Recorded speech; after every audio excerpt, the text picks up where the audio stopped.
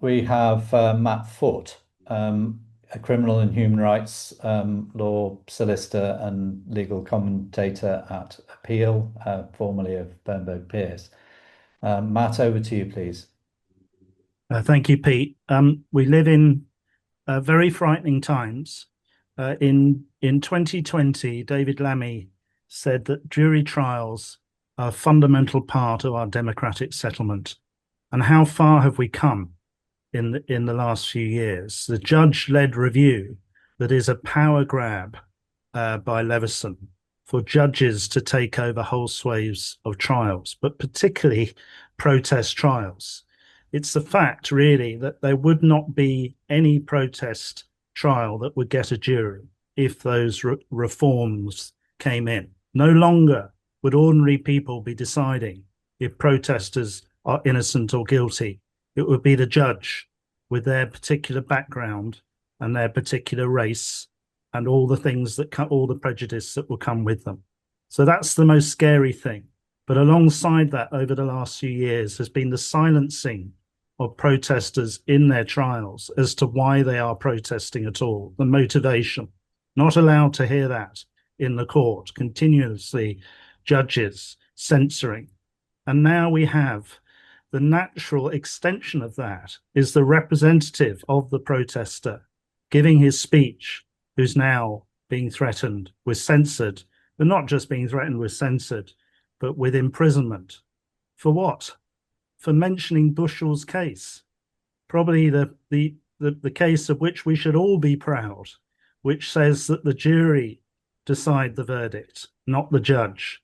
Just for mentioning this, he's threatened with going to prison. Now, I wanted to come back to the point that Real made at the beginning and Sarah Jane, because it's something I've been thinking about today.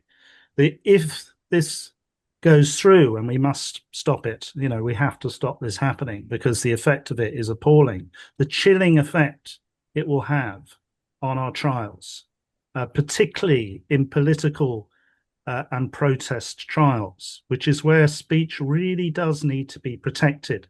So I was reminded of a trial we had around 10 years ago about a political poem, and we compared the poem to something that might be more accessible because the poem was quite radical, was quite was quite committed.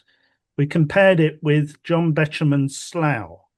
Come friendly bombs and fall on Slough.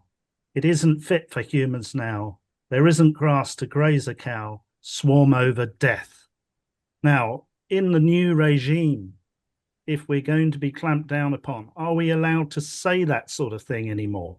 Is that going to be taken out of speeches? And then I was reminded of the case of the Rotherham 12, who fought fascists in Rotherham 2016, who'd come into their community to attack their community, and they'd fought back.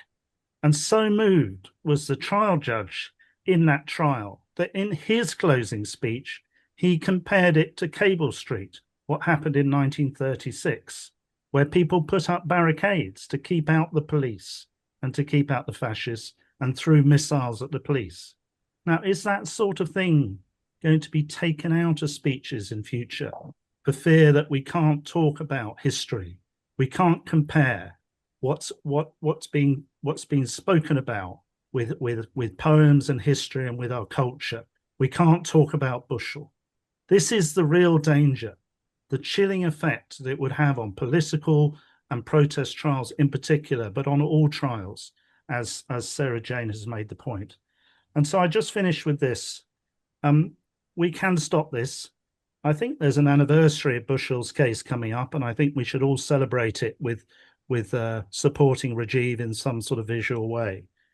But I remember hearing Rajiv's speech at the beginning of the Grenfell inquiry. You couldn't have a better speech for that community and what happened to that whole community, burned in their flats for corporate, for cladding. A beautiful speech made by Rajiv Menon. He has always stood with the oppressed, and we need to stand with him now. Thank you very much.